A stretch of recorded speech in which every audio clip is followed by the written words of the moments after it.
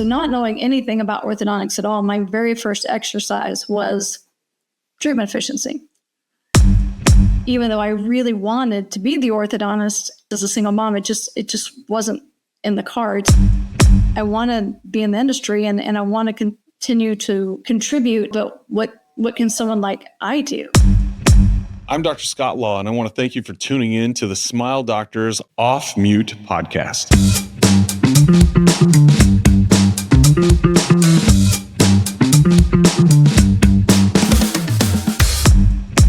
We are really excited to welcome to the podcast today Shelli McNabb. She is the VP of Operations Excellence for Smile Doctors. And as we talk about, oftentimes we will have some of the greatest orthodontists in the country and in the world are a part of Smile Doctors. We have equally as much on the business side. We have just incredible talent, incredible people who push this organization forward. And today I would love to learn from Shelli, have her share her story with you, and you guys can understand a little bit more about her. Shelli, welcome to the podcast. Thank you, Dr. Law. Yeah, absolutely. So we got to meet, I don't know how many years it's been. It's been about 7 or 8 years, I think, that we've known one another. Would you mind sharing a little bit about your journey? How did you arrive to orthodontics? What got you here? You know, it was an interesting story because I really had a dream to be a second grade teacher. So that was my path. So I was a stay-at-home mom, 4 kids, PTA vice president, loving every moment of it, and really kind of passively finishing my degree in elementary education, thinking that I would just work in a school and be with my kids. And life happened, and so it took a little bit of a different turn than I was expecting, and I found myself in a new city as a single mom of 4. So I had 4 little guys. I needed to figure out a career path. Orthodontics, honestly, it was just always something that I was interested in. My mom, early in her career, managed an orthodontic practice in Lubbock, Texas, of all places. And so I just remember that just the relationships that, were there and just the way that she loved it and how I felt when I was there. And so looking for a career where I could help people. And if I couldn't do it through teaching second graders, then I thought maybe that would be a good place to start. I love it. So you help doctors. I love it. That is awesome.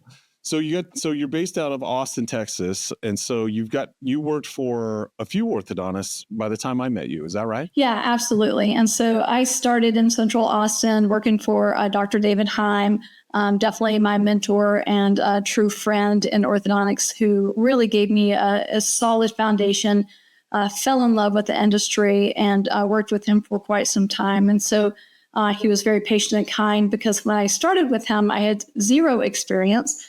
Did not know anything about teeth other than I knew them, that I had them.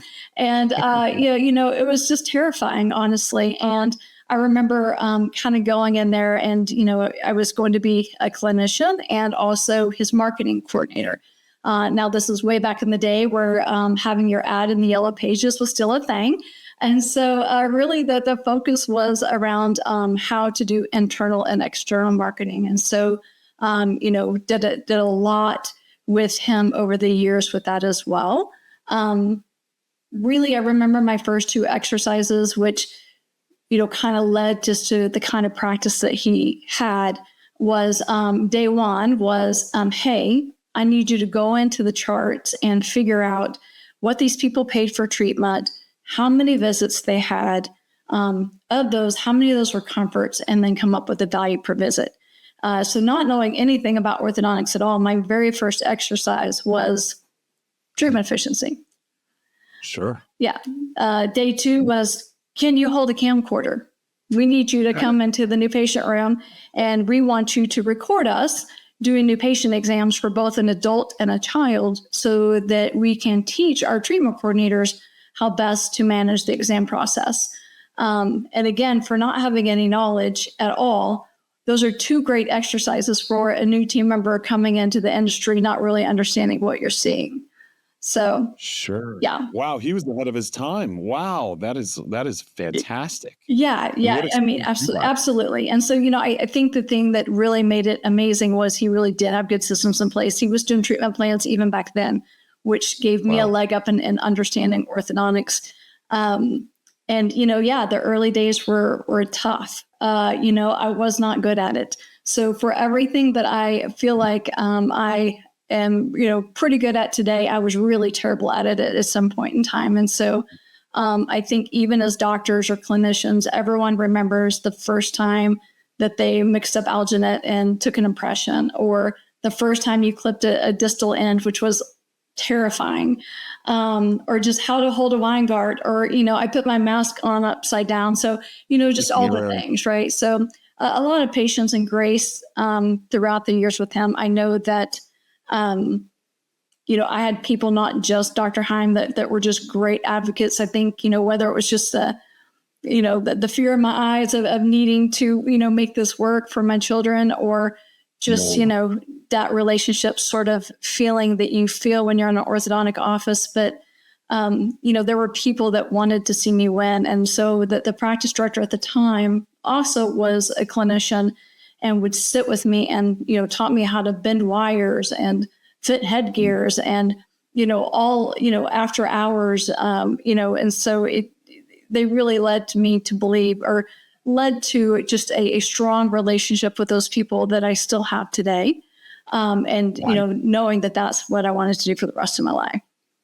Oh, that's awesome. So you were chairside, but always had these side projects. And so you probably, would it be fair to say you've worn every hat in the office? Yeah, oh, absolutely. And so, I think really after my journey at my initial office, and, I think that one of the things that was the most difficult is, even though I became probably, the best assistant I could be, I really wanted to be an orthodontist. And so I know way too much about orthodontic mechanics, and, I can geek out with the rest of them looking at clinical cases. I love it. It's so fun. But at the end of the day, no matter how good I wasn't the orthodontist. And even though I really wanted to be the orthodontist in my situation, trying to go back to school, to go to dental school and orthodontic residency and raise 4 kids as a single mom, it just wasn't in the cards. And so it was like, what can I do? Because I want to be in the industry, and I want to continue to, contribute and grow, but what can someone like I do in the industry? And so it was a really difficult moment when, Dr. Heim, he said something that was pretty amazing. He was like, good leaders allow people to grow beyond themselves. And I love you, and I want you to continue to grow. It's just, this is it at this office, right? You're the very best. And so, so he's like, I will support you in anything that you do. And so my next adventure was at a startup practice. So as the practice director, TC, financial coordinator, insurance coordinator, and part-time clinician and marketing coordinator. So and I felt so confident going in. I felt like I just knew so much. And I walked in and I knew so little. Right. I knew so little about the business side of it, and setting up budgets, and, presenting fees, and, making payroll. And, it was definitely humbling. But honestly, he was a phone call away, and I could call him and say, hey, listen, I've never really seen this before. Can you walk me through? Can you still be my mentor in this amazing industry? And he was. And wow. Yeah. And so I just think, that obviously says a lot about him. But what I, really understood is I thought that orthodontics was the same everywhere you go. And orthodontics is orthodontics, but we had all the systems in place. We had all the bells and whistles that you can imagine. We had all the best technology. And I walked into a startup with none of it. Yeah. And it's like, hey, how do you build the processes? How do you set up the software so that it prompts certain things? we were broke. We had one sensor. And so we had to move the sensor from the pano side to the Ceph side to be able to take the Ceph. Like, there was none of that. But honestly, like what I learned out of that experience, and I had a great time. It was gritty. It was tough. It was fun. It was really fun to grow a practice. But what I learned out of that is it's really not about the bells and the whistles. It's about having good systems in place and being consistent, right? And so as long as you've got that, you're gonna win. The bells and whistles does make it easier, but you don't need them. Yeah. Oh, that's awesome. Dr. Heim sounds like an incredible man. I would love to meet him one day. That is awesome. It's something that truly I've tried to aspire to be, is to build people up and to help them grow and progress in any way that they can. I love hearing inspiring stories like that. That's fantastic. He clearly saw a talent in you and saw your potential was so great. And I love it. I love it. So you went from this startup. How did that startup perform? How did things go? You know what? We started rocking it and it was awesome. It really was. And, I remember the first time and again, I mean, humble beginnings, right? I mean, you remember what it was like. It's hard. And then the very first time we produced $100,000 in a month, he cried. Just because it was, he should grow in his business. And, we were boots on the ground, marketing, doing all the things. And it was amazing. It was so fun. I worked there for about 2 years working with him. And then, again, in a private practice situation, when you're really looking for that next opportunity, that next step up of growth, you're forced to leave and go find that next opportunity versus having something like what we have with Smile Doctors. And so, my next opportunity was definitely the opposite. It was a very experienced orthodontist, big name in the city, who had sold his main practice, but had his secondary practice, his satellite, and he was needing to grow it, make it profitable, and sell it, retire. And so it was my mission. And so, there we went. And so, his marketing strategy, his way to kind of work, right?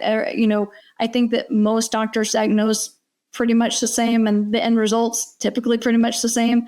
How they get there in between is extremely different, right? So he was no different. And so worked with him for about 3 years. We were able to grow the practice. Awesome, a lot of fun, different sort of dynamic and sort of challenges than what I faced with the previous one.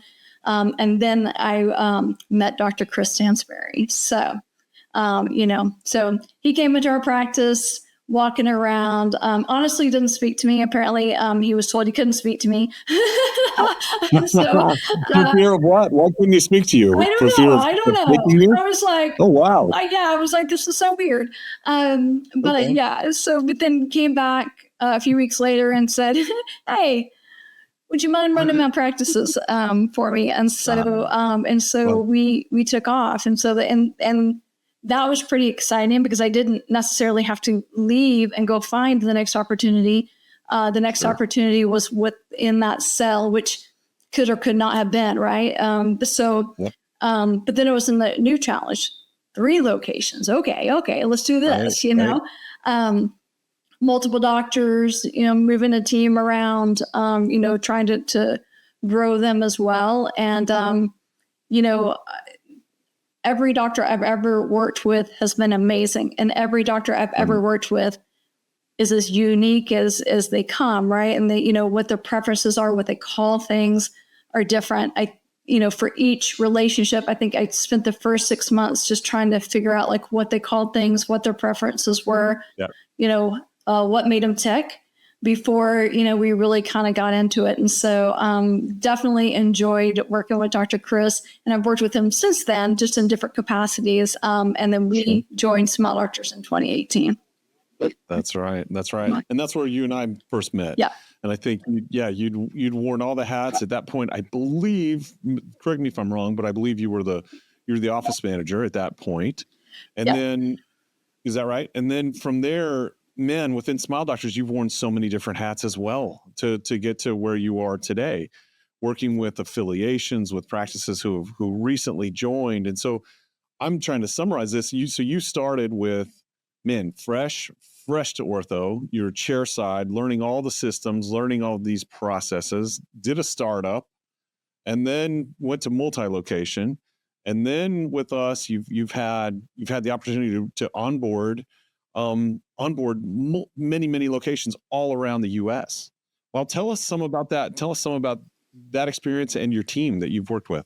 Yeah, no, absolutely. And so, I think it kind of goes back to everything that I do well. I did it really poorly at some point, and that includes embracing change management. So, Totally fair. Yeah. So, if you backwind a little bit with Dr. Heim, there was a point where he was seeking a partner, and the partner joined his practice, and brilliant guy, obviously, very talented orthodontist, and I'm like, who's this guy? And so they treated with honestly, like two different slot sizes, one liked Kim Cure, one liked Light Cure, one wanted this instrument handed to him a certain way, whatever, right? And I just could not believe this guy, right? Like, his nerve, right? And I'd have these side meetings going like, I think he's doing it wrong. Rather than just kind of understanding that there's more ways to achieve something than one, right? And so I think that was my first experience with that. And then, when I was a practice director of 4 Points, and we sold with Dr. Chris, that was my second sort of experience with managing an integration and kind of working through like the software changes and software change management there, just change management in general, because, Dr. Nelson had been an orthodontist for 30 plus years, and he'd worked with the systems for 30 plus years. And, through that process, quite honestly, I failed to recognize the emotional tie that someone has done something and called something for 30 years, what that would feel like when you change the color of the appointment and the name of the appointment and just sort of some of the systems. And, it definitely was a huge miss on my part. And I think I learned a lot in that, and just sort of, what that feels like, and sort of kind of navigating those conversations just to kind of make sure people understand it's all ortho. And while ortho is, doesn't have to be that hard, we all call certain things different things. It's just the same thing. And so just trying to work with teams on how to bridge that gap and then come to a standard so that we can measure things in a consistent way. And so, yes, one of my teams is the Cloud9 implementation team. They are amazing. Very proud moment for me is for all of my teams, because of the way that Smile Doctors are structured, their career has also been able to grow, right? And so I've been able to do things for them that I feel like Dr. Heim and some of these other doctors and these other practices have done for me, which allowed me the opportunity, right? And so, we have team members on the implementation team from Dr. Wyatt, Tennessee, from Fishbine, from Wired Orthodontics, and so it's just a really neat group of people that came from excellent practices together to support people in onboarding and making that a little bit of an easier transition. And so, I feel like while it is such an imperfect process, and there will always be things that we're navigating through, I feel like we are good listeners and more empathetic and try to make that transition a lot easier today. Absolutely. No, and I would say that just like nobody's perfect, and what we do now that's working well, we didn't do well at the beginning. I think that's fair to say for any person, any orthodontist. As far as our orthodontics, we didn't come out doing great. And same with systems, same with all business processes that we have. We perfect them as we go, and that's awesome. It's truly one of your gifts that I would say is you have an ability to take I've been in multiple rooms and committees with you where we've had doctors all around the table to say, hey, we have these great ideas. Now, how can we share them? How can we implement them? What will work broadly? And your gift is to be able to operationalize these ideas. And I'd love to get into that just a little bit, if you wouldn't mind.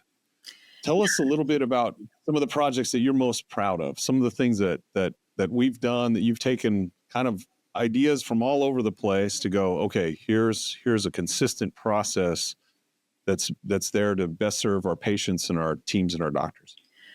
A few of them. I mean, I would say that while that there's a lot of ways to approach some of these different processes, there's definitely best practices, right? And we've all worked with some of the best consultants in the industry. We've all worked with just brilliant minds, doctors, team members in the industry. And so, one of the things we've done on some of these roundtable discussions is, how do we streamline and make the best new patient experience process possible? How do we split it up to where it's simple, right? Just 4 stages that we can just simply go through just to kind of walk through, what does amazing intake look like?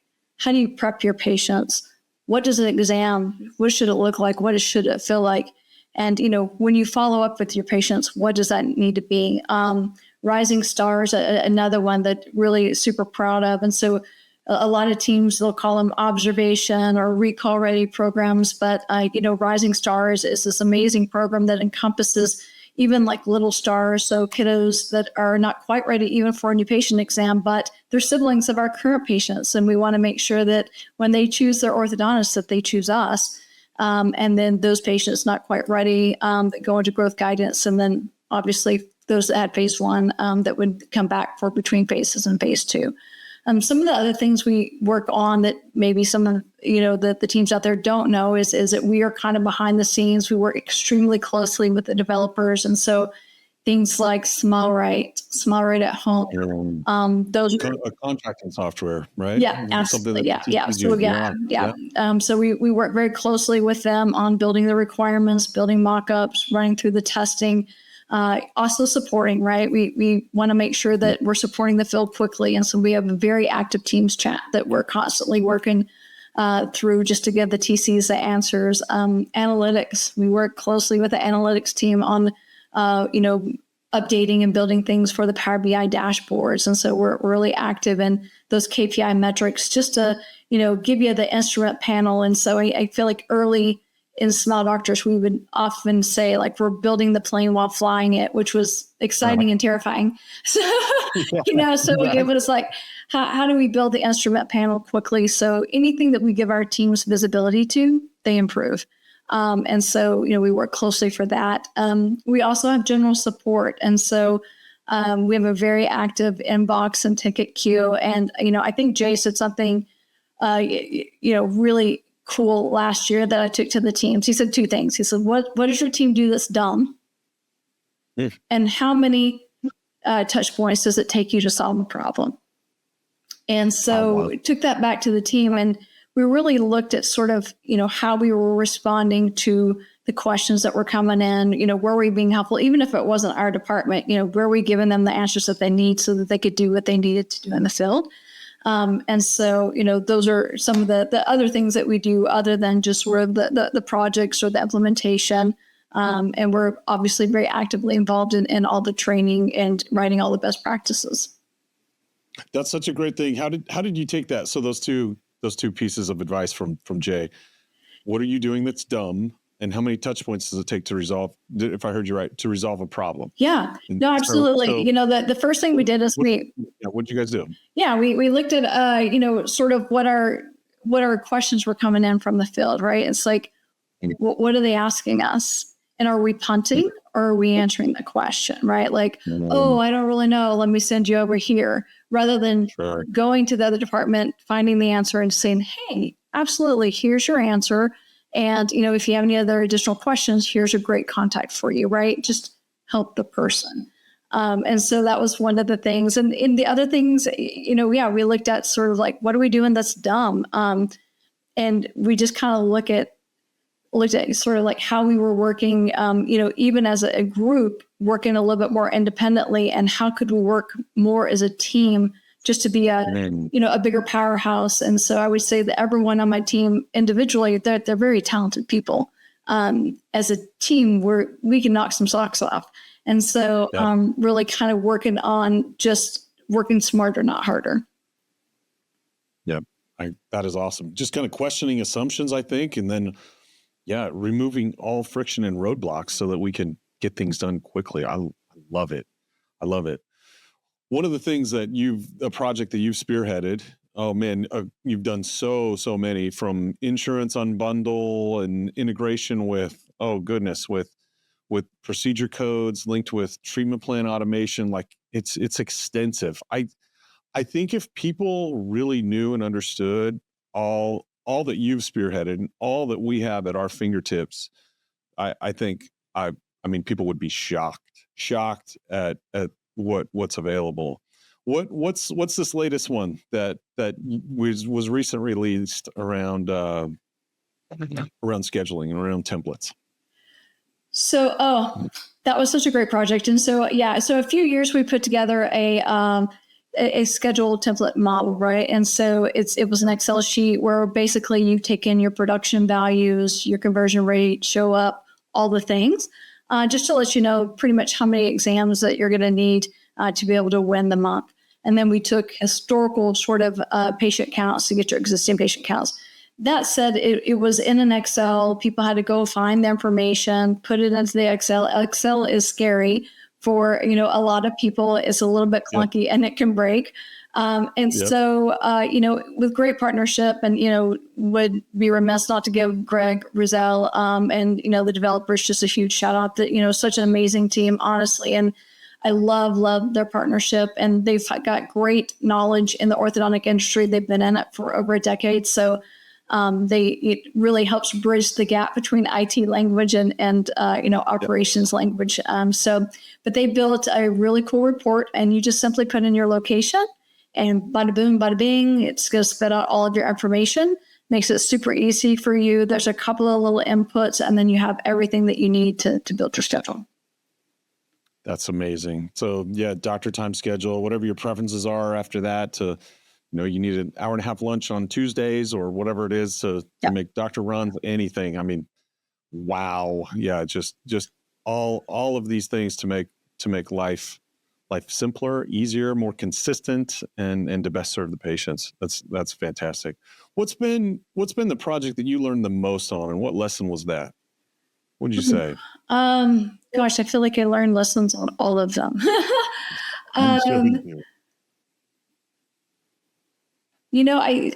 We'll throw up treatment plans. Treatment plans was a great project. I was going to say. Yeah. I was going to say. I mean, that was a monster. With 20, how many doctors did we have in that room? Like 22 doctors all putting input on. It was amazing. How to treat it was amazing. Okay. And we purposely chose people with different philosophies, right? It's like we need, the people that are truly, just drivers of, sort of SDI and those types of treatment efficiencies, and where can we cut out the unnecessary appointments, and how should we think about these things? And we had people that were more traditional type bracket and wire, and, with aligners, and just people that felt like simple, and people that felt like detail. And so it was a wonderful experience. Honestly, I learned a lot through that, just seeing like how we can come together and truly build a framework that then people can modify to their preferences, right? And so we were able to build new treatment plans. And again, I know that throughout those, people can edit them and kind of make them their own. But what we came up with was really a product from the very best doctors, around the country, for a framework for treatment efficiency is really what it is. And so it's people talk about treatment plans, using treatment plans, but it's not about using treatment plans. It's about treatment efficiency. Correct. And I think that's it, is to see how efficiently can we take care of this patient. So many of the hidden costs that we have in treatment, I think we can't know, and we can't disclose to the patient even. It's how much time off of work is the parent or grandparent, whoever's bringing the patient to the practice to be seen, all of that time off, all of the gas, all of the, the kid then gets lunch out of it somehow with the parent talks them into that. And before they know it, they've used up so much of their PTO for orthodontic appointments, when they could be on family vacations and forming all these other memories if we would just treat in a little more efficient manner and potentially do it using technology or just really streamline our mechanics to best serve the patient. Yeah. I loved that project. My eyes were opened. I of course had an opinion because I treated in a certain way. And so to hear others share their opinion, it was a lesson for me where I went, you know what? Everyone at this table gets these teeth straight, and I've seen their finishes and their cases. And let's stop bickering about the how exactly. And let's go, what is the best outcome and what's the best way to serve the patient? And other than that, can I put my ego in check and aside to do it the best, most efficient way on behalf of the patient? And I learned huge lessons and just thought, yeah, I can. The patient's more important than my way or my idea of doing this. And I want to serve them the best way. It was awesome. I was so impressed with that, Shelli, how you operated in that room, took ideas, wrote them down. As doctors, we sometimes will get ideas on top of ideas, that aren't exactly pertinent to the specific project. And how you manage that, wrote those down, followed up later on those, didn't want to derail the conversation at that point. And then took everyone's idea to again, on behalf of the patient, the most consistent, streamlined way possible. It's what we have today.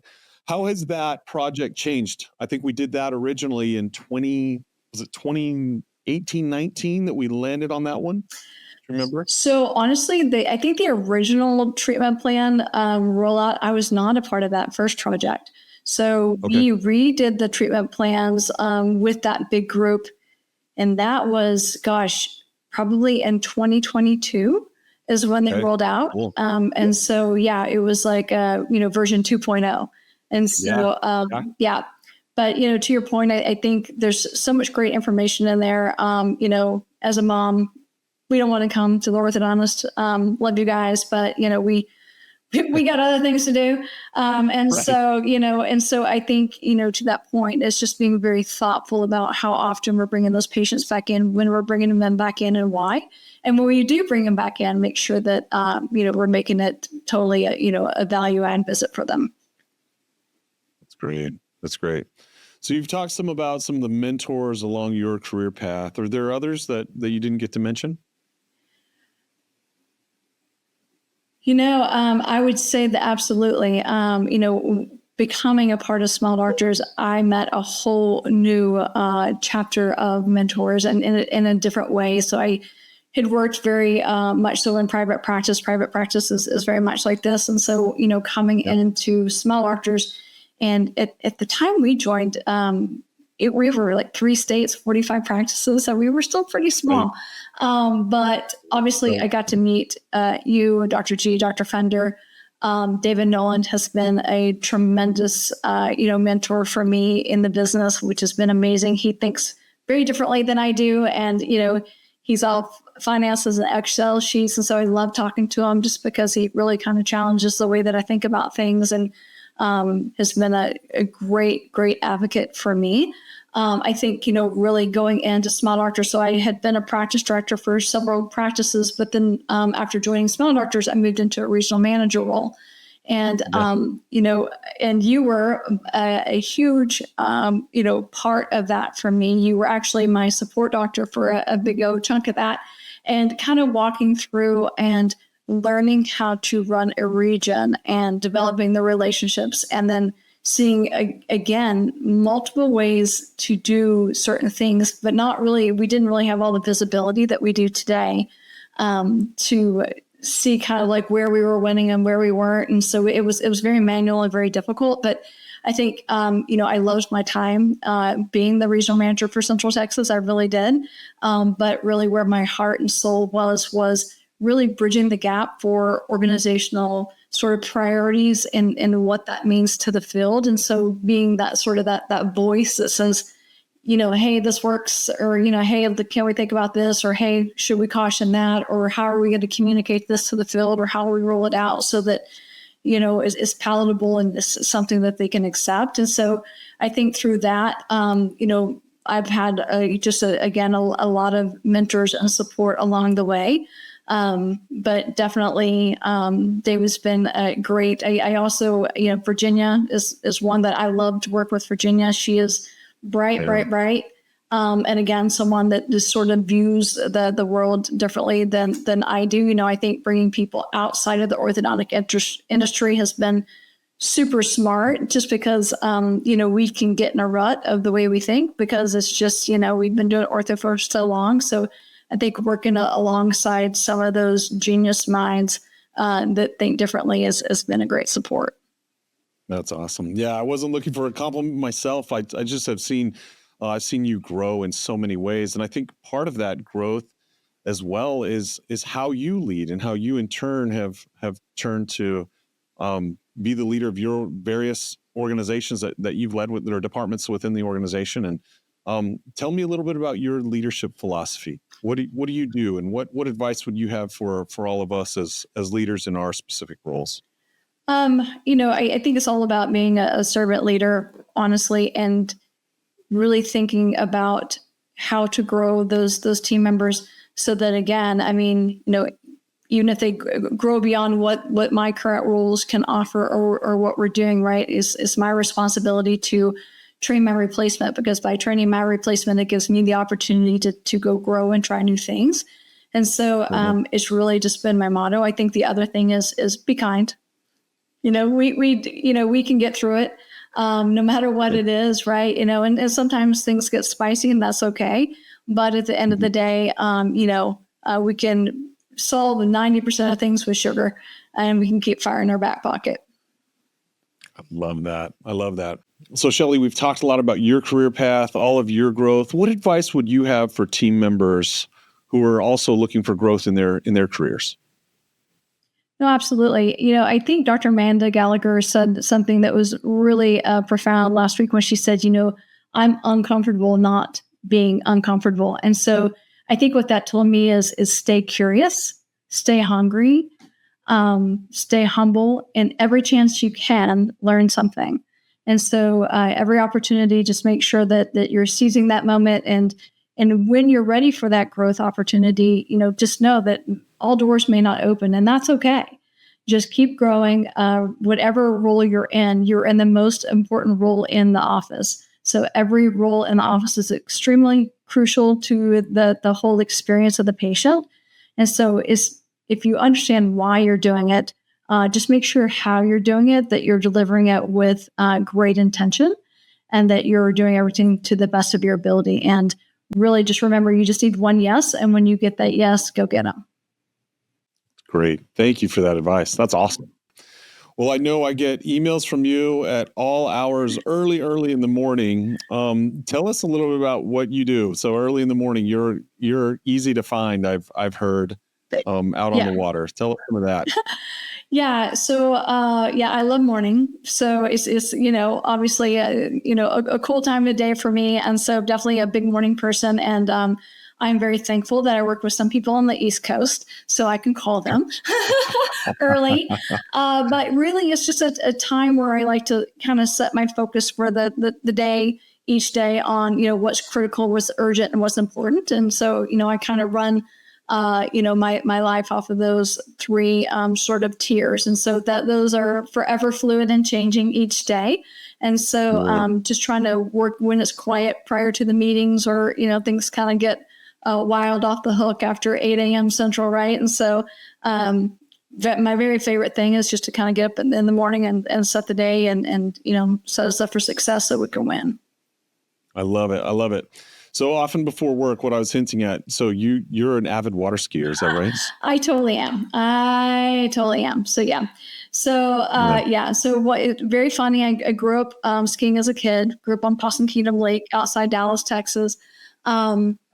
And really put it down when I had kids, right? I just, following their dreams, you know how it is. It gets busy. And so my sons played hockey and lacrosse. one of my daughters danced, the other one played volleyball. It was all about them. And there's so many skiers in the dental community, which is so weird, but is so true. And so my buddy, he worked for Orthodontics, and he was showing me a video of him. He was a jumper, and he was crashing. So he hit the side of the ramp at nationals, and he was showing me this picture. And for some reason, I said, "Man, I used to ski. I really love that."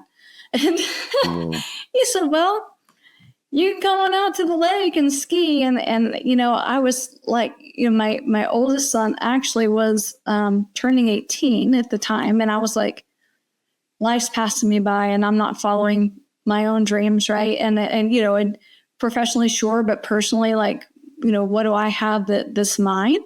And so, so I took like a combo set and took the slalom part of it and borrowed a life jacket and went out and, it took me a few tries to get up in my deep water start. And then the ski coach said, "Yeah, whatever you did, don't ever do any of that stuff again." So, so my dad taught me all wrong. It's great.